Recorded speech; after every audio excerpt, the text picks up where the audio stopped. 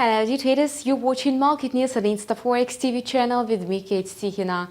Oil prices are extending in climb towards the highest levels in August in light of yesterday's report from the US Energy Information Administration. According to the government data, US crude supplies declined by 2.6 million barrels last week. Interestingly, on Tuesday, the American Petroleum Institute reported the opposite weekly dynamic, a modest gain of 38,000 barrels. Today, West Texas Intermediate is trading higher at about $69.60 a barrel. Demand for crude oil was boosted on the back of the agreement between the United States and Mexico on new trade terms. Investors anticipated the same progress in the trade talks between the United States and Canada. However, traders do not expect any compromise in relations between Washington and Tehran.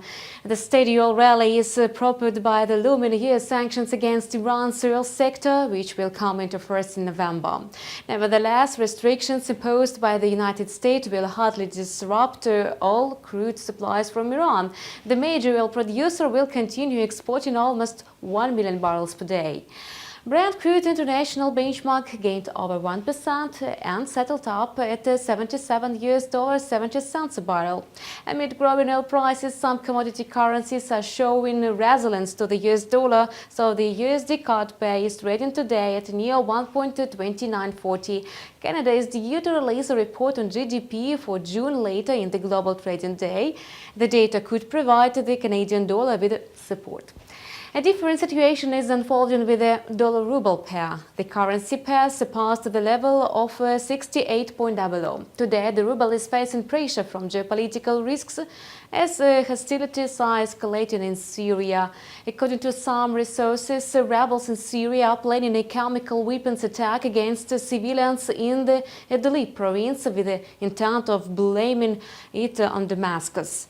The Kremlin claims that the Western contractor is backing the militants.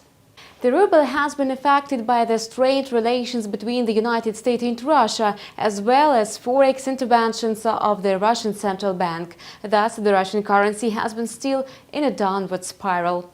You were watching Market News on InstaForex TV channel with me, Kate Tichina. We wish you profitable deals with InstaForex.